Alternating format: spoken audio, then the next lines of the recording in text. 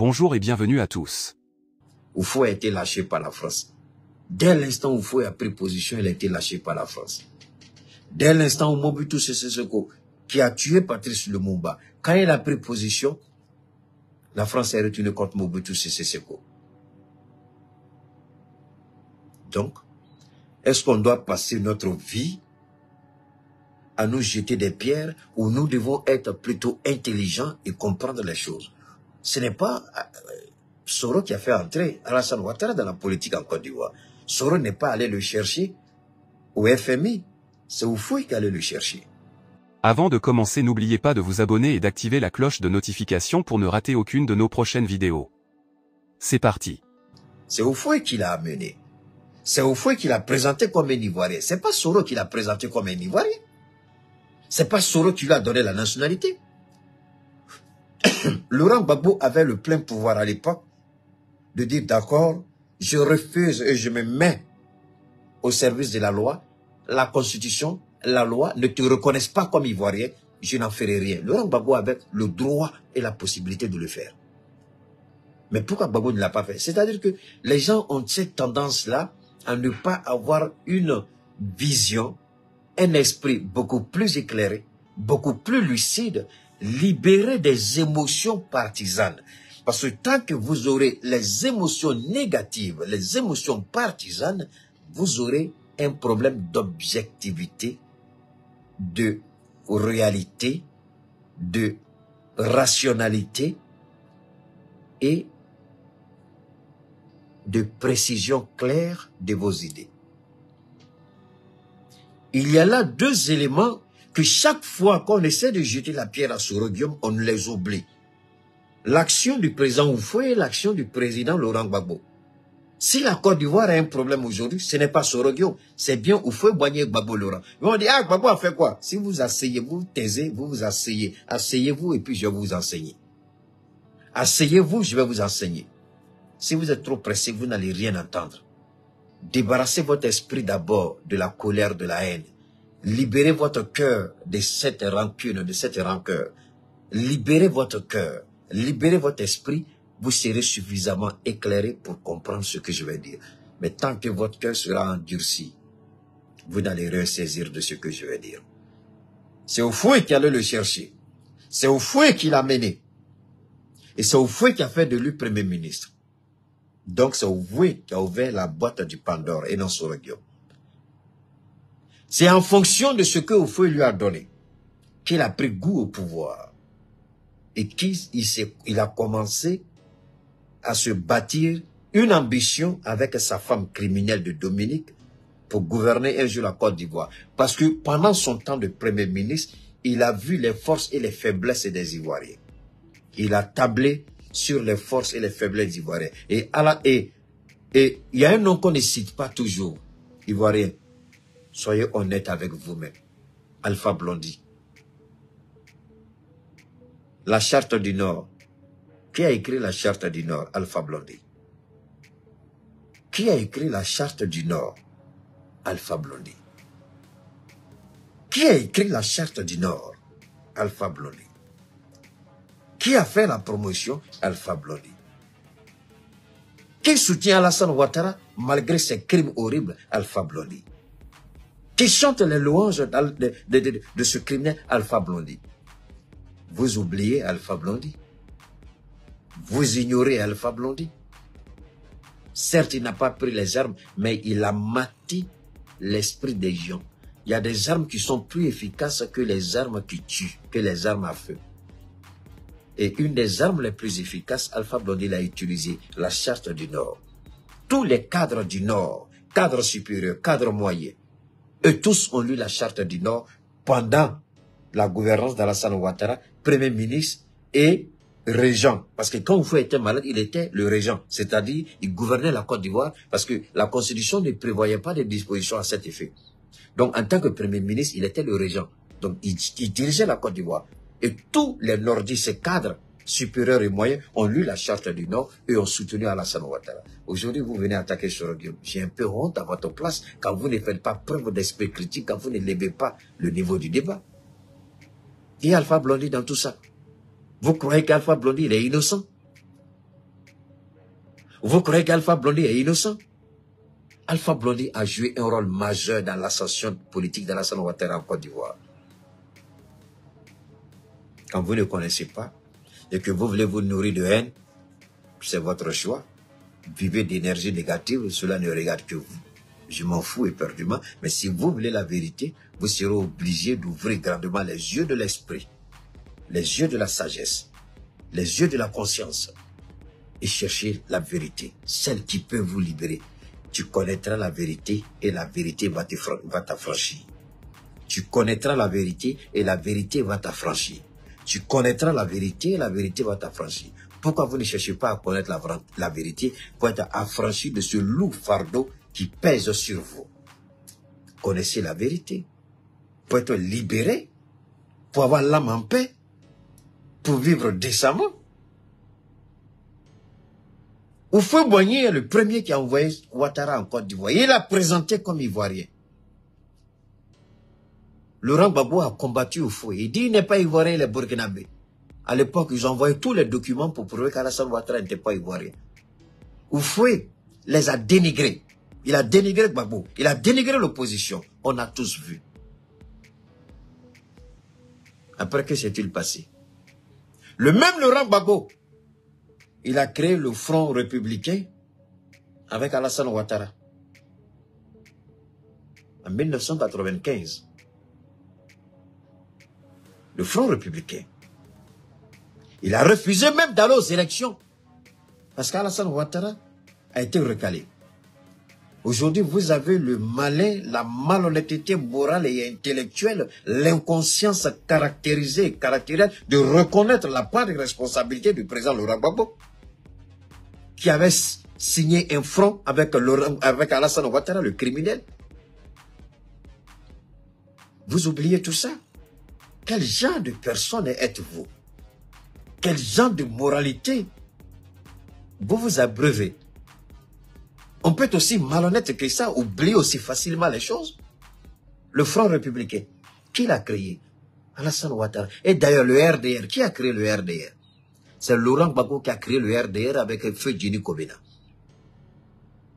Djeni Kobena, comment le RDR a été créé? Le RDR a été créé parce que le PDC-RDA a refusé de donner la parole à Djeni Kobena lors d'une de leurs rencontres, je ne sais pas appeler ça comme vous voulez, parce qu'on soupçonnait Djeni Kobena d'avoir des relations très intimes avec Alassane Ouattara. Donc le PDCI a décidé de l'écarter étant donné qu'il était membre du bureau politique.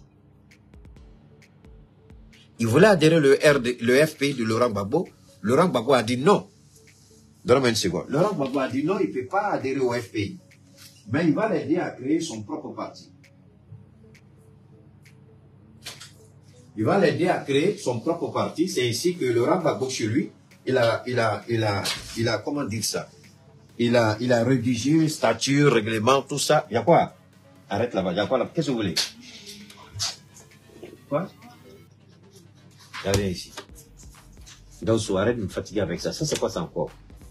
Il arrive. Je vais regarder ça après. Alors donc, Djeni Kobena a décidé, avec Laurent Gbagbo, de créer le RDR. Le RDR a été créé. Le RDR a été créé. Alors, la première arme politique d'Alassane Ouattara, qui lui a donné sa première arme politique? Le président Koudou Laurent Gbagbo. Quand des gens se disent avec des gros titres, professeurs par-ci, professeurs par-là, ils se donnent des titres, ils accusent Soro Guillaume, ils veulent jeter la pierre à Soro Guillaume et ils oublient la part des responsabilités de leur mentor. Quel piètre politicien êtes-vous? J'ai honte à votre place, vous qui voulez gouverner la Côte d'Ivoire. Pourquoi vous ne faites pas preuve d'une moralité beaucoup plus subtile? Qui lui a donné son arme politique de combat? Laurent Gbagbo, le RDR. C'est Laurent Gbagbo qui a conçu le RDR pour Alassane Ouattara. Au Front populaire ivoirien, vous oubliez ça? Ben, aujourd'hui, PPAC, vous oubliez ça? Vous oubliez ça? C'est Soro Guillaume qui a créé le RDR? C'est Soro Guillaume qui a rédigé... Si tu touches quelque chose à ma télé, là-bas, tu vas voir. C'est le RDR qui a créé le... C'est Soro qui a fait statut et règlement du RDR? C'est Soro qui a créé pour Alassane Ouattara? C'est Soro? Soyez honnêtes dans la vie. Soyez des hommes intègres. Je suis d'accord, je ne suis pas soroïste. Si quelqu'un me confond à un soroïste, que Dieu le maudisse à jamais. Si quelqu'un pense que je suis GPS, que Dieu le maudisse à jamais. Je ne suis ni l'un ni l'autre. Mais j'ai l'admiration pour Soro Guillaume. Je ne suis pas Front Populaire Ivoirien, autant pour ma PPACI, mais j'ai une affection énorme pour le président de Laurent Gbagbo. Si je dois appartenir à un parti politique, peut-être, dans l'imaginaire un jour, ce sera peut-être le PDC-RDA. Je dis bien peut-être, ce qui n'est pas le cas. Donc, quand vous voulez parler de Soro Guillaume, il y a des pans de l'histoire que vous ne devez pas occulter. Il y a des pages de l'histoire que vous ne devez pas déchirer. Il y a des pages de l'histoire que vous ne devez pas raturer. Il y a des pages de l'histoire que vous ne devez pas brûler. Houphouët-Boigny, il a fait entrer Alassane Ouattara en Côte d'Ivoire. Laurent Gbagbo a donné les armes politiques à Alassane Ouattara pour mener son combat politique. Donc, s'il y a deux personnes qui sont bien responsables de ce qui arrive, donne-moi une seconde, sors ça là. Tu as venu faire quel bruit dans mes oreilles ici? Donc, s'il y a quelqu'un qui va... Je vais sortir avec. Donc, s'il y a quelqu'un... Ferme la porte. Donc, s'il y a aujourd'hui en Côte d'Ivoire quelqu'un qu'il faut accuser par rapport à Alassane Ouattara, c'est bien Houphouët-Boigny et Gbagbo et Laurent. Gbagbo était-il obligé de créer un parti pour Alassane Ouattara? Non. Houphouët-Boigny était-il obligé d'appeler Alassane Ouattara? Non. Deuxième erreur de Laurent Gbagbo. Après avoir donné l'arme politique à Alassane Ouattara, c'est-à-dire un parti politique, deuxième erreur de Laurent Gbagbo, c'est des choses que moi je n'ai pas envie de dire. C'est pourquoi je vous dis, je connais la Côte d'Ivoire que mieux que tous ceux qui se prétendent politiciens en Côte d'Ivoire. Je connais ce pays mieux que personne ne peut l'imaginer. Je ne dis pas mieux que tout le monde, mais mieux que vous ne pouvez l'imaginer.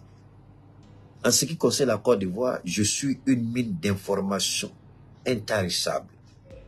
Si je me mets à parler, c'est un livre ouvert. Je connais.